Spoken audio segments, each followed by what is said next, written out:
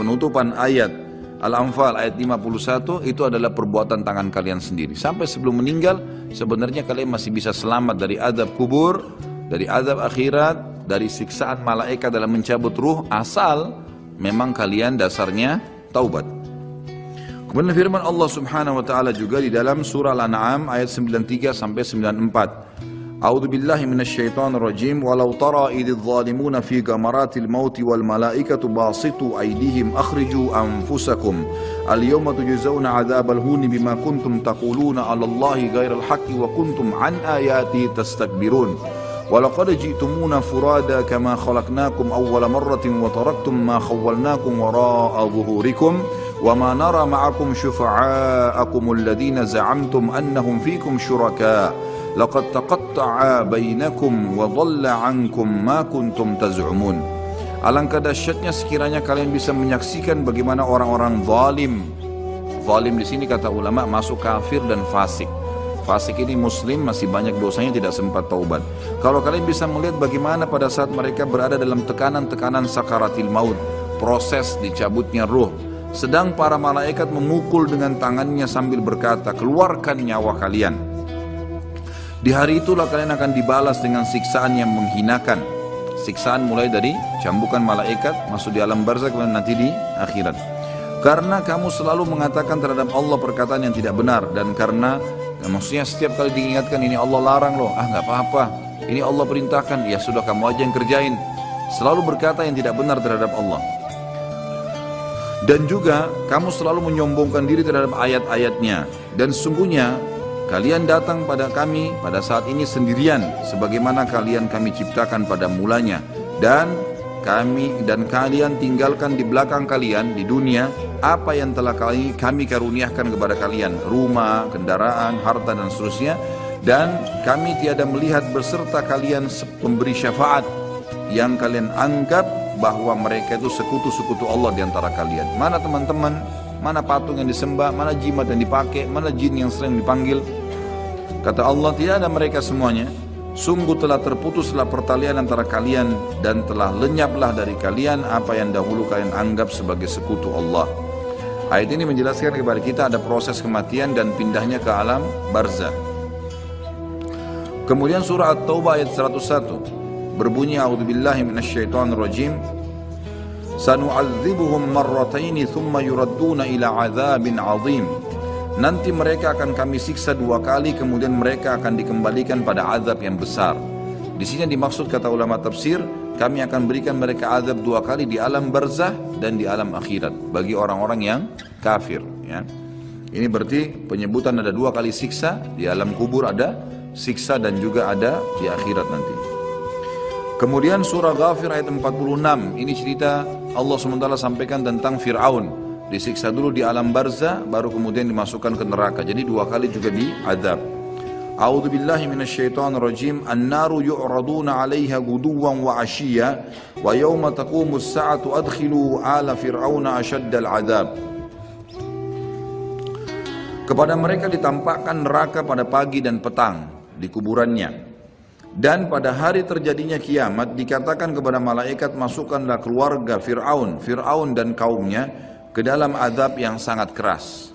Kata ulama tafsir, makna ayat ini jelas akan ada azab alam barzah ya, dan juga ada azab akhirat bagi Fir'aun atau orang yang kafir. Bagi orang-orang yang beriman, Allah Subhanahu wa taala akan memudahkan mereka menjawab pertanyaan malaikat di kuburan. Dan itu Allah sebutkan dalam surah Ibrahim ayat 27. Berarti ada proses di alam barzah. Kalau tadi orang-orang kafir dan fasik itu tersiksa, maka ini adalah orang-orang beriman bisa menjawab pertanyaan.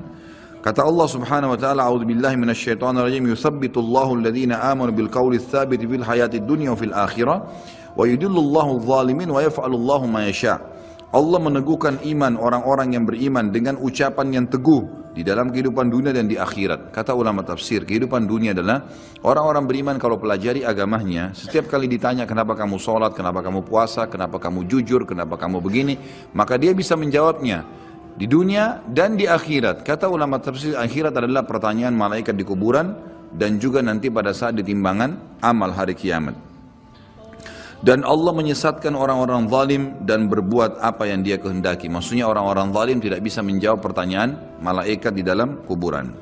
Ini semua ayat-ayat Al-Quran yang menjelaskan tentang adanya azab atau alam barzah, ada azab dan ada nikmatnya.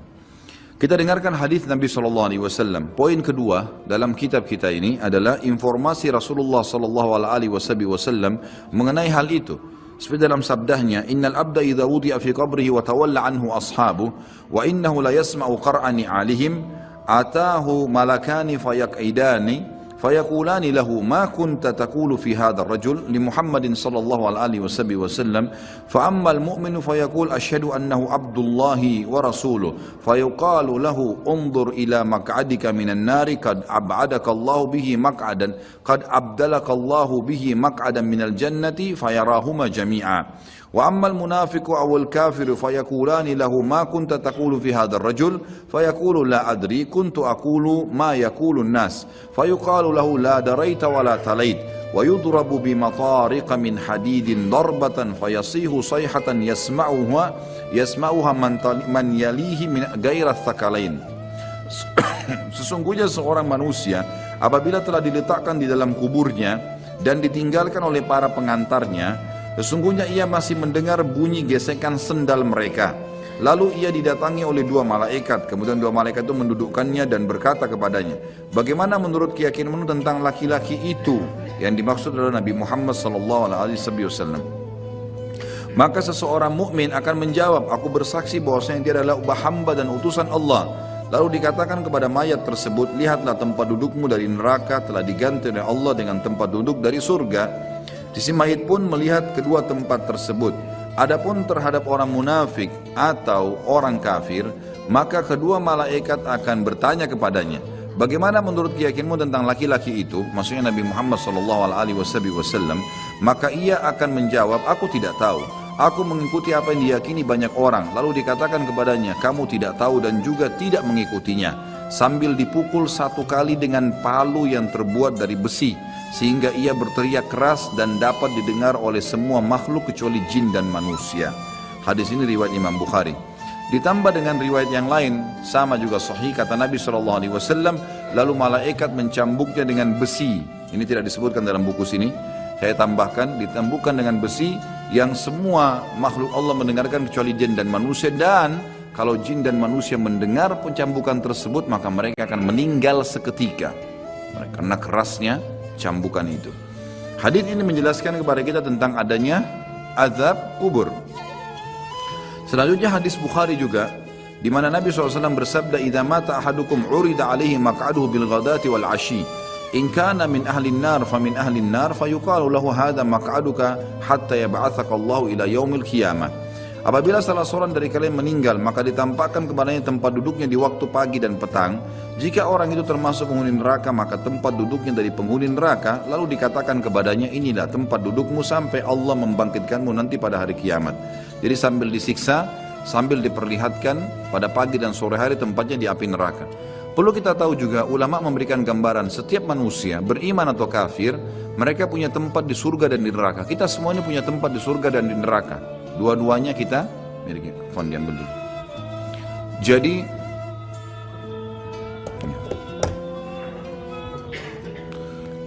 Jadi kita semua ini punya tempat di surga dan di neraka. Punya tempat di surga dan di neraka. Kalau seseorang mukmin meninggal dunia, maka tempatnya di surga ditempati oleh dia dan tempat di neraka diberikan kepada orang kafir. Kalau dia meninggal dalam keadaan kafir, atau dia munafik, atau dia musyrik, kekal di api neraka, maka dia akan mendapatkan tempatnya di neraka dan tempat yang di surga diberikan kepada orang-orang yang beriman. Karena hadis ini menjelaskan kepada kita, tempatnya diberikan yang di neraka misalnya, tempatnya diberikan yang di surga, gitu kan, diberikan, maka diberikan kepada dia tempat yang layak dia dapatkan. Kalau dia beriman tapi masih punya dosa, layak masuk neraka dulu, maka dia akan tempati tempatnya di neraka. Setelah dosanya bersih baru dia masuk ke dalam surganya. Seperti itu memahami makna daripada hadis tadi. Kemudian juga ada hadis yang lain, tidak disebutkan dalam buku ini, saya sebutkan, kata Nabi SAW, kalau seseorang mukmin meninggal dunia maka akan datang kepadanya 3 sosok malaikat. 2 malaikat rahmat kiri kanan membawa kain kafan dari surga, dan satu malaikat maut di ubun-ubun kepalanya yang mengatakan kepadanya, hai jiwa yang baik, kembalilah kepada rahmat dan pengampunan Tuhanmu. Maka ruhnya keluar lebih mudah daripada air dari mulut kendi. Kemudian ditangkap oleh malaikat rahmat dan dibungkus dengan kain kafan dari surga, lalu dibawa ke langit. Begitu menembus 7 lapis langit, setiap malaikat di langit berkata kepada malaikat rahmat, siapa ini? Sungguh mulia ruh ini. Kata Nabi SAW, karena ruhnya mengeluarkan wangi yang lebih wangi daripada bau kasturi. Dan insya Allah mudah-mudahan kita termasuk di sini. Lalu berkata Nabi SAW, semua malaikat berkata, semoga Allah membuat ruh ini lewat di sisi kami. Lalu sampai di langit ke-7, terdengar suara dari langit, ini tidak dijelaskan, Allah langsung yang menyampaikan atau malaikat yang menyampaikan pesan Allah. Maka dikatakan, catatkan hambaku ini termasuk penghuni surga, kembalikan dari dunia, di sana saya ciptakan, di sana pula saya akan bangkitkan. Diantarlah jenazahnya, ruhnya bersama jenazahnya diantar oleh kerabatnya, lalu 3 langkah pengantar masih meninggalkan tempat tersebut, dia masih mendengar suara sandal mereka. Sampai setelah 3 langkah, maka malaikat datang mendudukkan dia lalu bertanya, siapa Tuhanmu, siapa nabimu, apa kitabmu? Kalau dia orang mukmin, dia menjawab sebagaimana tadi dalam Al-Quran yang disebutkan dalilnya ya, yang dalam surah Ibrahim ayat 27 itu. Kata Nabi SAW, kalau kalian mau bacalah ayat itu, yuthabbitullahu alladhina amanu bil qawli tsabit fil hayatid dunya wa fil akhirah. Al-ayat. Allah akan tetapkan di lisan orang-orang beriman untuk menjawab pertanyaan di dunia dan juga di akhirat. Akhirat termasuk alam barzah. Maka dia jawab, Tuhanku Allah, Nabiku Muhammad, kitabku Al-Quran. Setelah itu dibukakan baginya pintu neraka. Dia ketakutan melihat azab, siksaan, orang teriak, api yang berkobar-kobar, luar biasa. Sebagaimana juga nanti akan kita bahas kalau membahas masalah neraka. Neraka itu nanti akan penuh, ya, akan penuh tergenang dengan nanah dan darah penghuni neraka, dan akan menjadi minuman dan makanan penghuni neraka itu sendiri. Naudzubillah. Maka dia ketakutan. Lalu kata malaikat, lihatlah dari apa Allah selamatkan dirimu. Dulu kau bisa masuk sini, tapi karena kau patuh, kau beriman, beramal soleh, kau selamat. Ditutup, dibuka pintu surga, dayang-dayang, permadani, istana, buah-buahan. Dia kagum. Kata malaikat, ini tempat kau sekarang. Maka dia pun berdoa mengatakan, ya Allah cepatkan waktu karena aku ingin masuk ke dalam surgaku. Lalu kemudian datang di sebelahnya orang yang tampan, bajunya bersih, badannya wangi. Lalu dia kagum mengatakan, siapa kamu ini? Kata dia, saya amal baik yang akan menemani kau sampai hari kiamat. Salat anda, ini hadir di majelis ilmu seperti ini, puasa, sedekah, bakti dengan orang tua, kerjakan saja itu sampai mati, insya Allah akan menemani kita di kuburan. Lalu kemudian ya dia ditemani oleh amal tersebut. Lalu Allah SWT berfirman, kata Nabi SAW, lalu Allah berfirman berkata kepada para malaikat, lapangkan kuburan hambaku ini seluas pandangan matanya, dan ya bukalah jalannya supaya dia bisa lihat tempatnya di surga, karena dia belum bisa masuk setiap pagi dan petang hari. Lalu jadilah kuburannya taman dari taman surga, gitu. Kemudian sebaliknya kalau orang fasik atau orang kafir, fasik orang yang banyak dosanya, tidak sempat taubat tadi, dan orang kafir, prosesnya sama. Datang malaikat maut di ubun-ubun kepalanya dan 2 malaikat kiri kanan azab, penyiksa bawa kain kafan dari neraka. Lalu malaikat maut berkata, hai jiwa yang busuk, keluar kepada murka Tuhanmu. Maka dia berserakan di tubuhnya, nggak mau keluar. Malaikat pun menarik dengan keras sambil berkata, kau pasti akan keluar. Maka ditariklah dengan keras seperti bulu domba yang dibasahkan, dililitkan di pohon berduri lalu ditarik dengan keras sehingga berantakan bulu domba itu. Lalu dibungkus dengan kain kafan dari neraka, dibawa ke langit. Baru di langit pertama semua malaikat nolak, tidak ada yang mau menerimanya. Sambil berkata kepada malaikat azab, ruhnya siapa ini? Sungguh buruk ruh ini. Kata Nabi SAW, karena ruh itu mengeluarkan bau yang lebih busuk daripada bau bangkai. Lalu kemudian ya, kata Nabi SAW, terdengar suara dari langit, Allah berfirman, catatkan hambaku ini termasuk penghuni neraka, kembalikan dia di dunia, di sana saya ciptakan, di sana pula saya akan bangkitkan. Dikembalikan bersama jasadnya diantar oleh kerabatnya. Kemudian pada saat mereka melangkah 3 langkah masih dengar suara sendalnya. Lalu datang malaikat mendudukkan dia, menanyakan siapa Tuhanmu, siapa nabimu, apa kitabmu. Kalaupun dia orang muslim hafal mati, tetap jawabannya sama. Innama aqulu kama kana yaqulun nas. Saya nggak tahu, saya cuma ikut-ikut dulu orang bilang apa. Dibukakan baginya pintu surga, dayang-dayangnya, permadaninya, semua fasilitas yang luar biasa. Dia kagum, kemudian malaikat mengatakan, lihat dari apa kamu haramkan dirimu. Kamu bisa masuk sini, tapi kamu yang tidak mau. Ya. Lalu ditutup, dibuka pintu neraka, azab, teriak-teriak orang yang disiksa. Lalu dia ketakutan, kata malaikat, ini tempat kamu sekarang, tidak bisa kamu lari darinya. Maka dia berdoa mengatakan, ya Allah jangan cepatkan waktu karena aku tidak ingin masuk ke dalam nerakaku. Datang di sebelahnya orang yang tampangnya buruk, badannya tidak baik, menakutkan. Lalu dia mengatakan, siapa kamu ini? Dia mengatakan, saya amal burukmu yang menemani kau sampai hari kiamat. Zinahnya, dustanya, ribanya, durhaka dengan orang tua. Ini semua perbuatan buruk. Harus taubat, kalau tidak akan menemani di kuburan. Na'udzubillah. Lalu kemudian kata Nabi SAW menutupan hadis Bukhari, Allah mengutus kepadanya malaikat yang tidak punya pendengaran dan penglihatan, yang membawa besi, sebuah besi. Kalau besi itu seluruh jin dan manusia bersatu untuk membalikkan saja, mereka tidak akan mampu. Lalu dihantamkan ke orang ini sampai dia hancur, kemudian diulangi lagi, begitu terus sampai hari kiamat.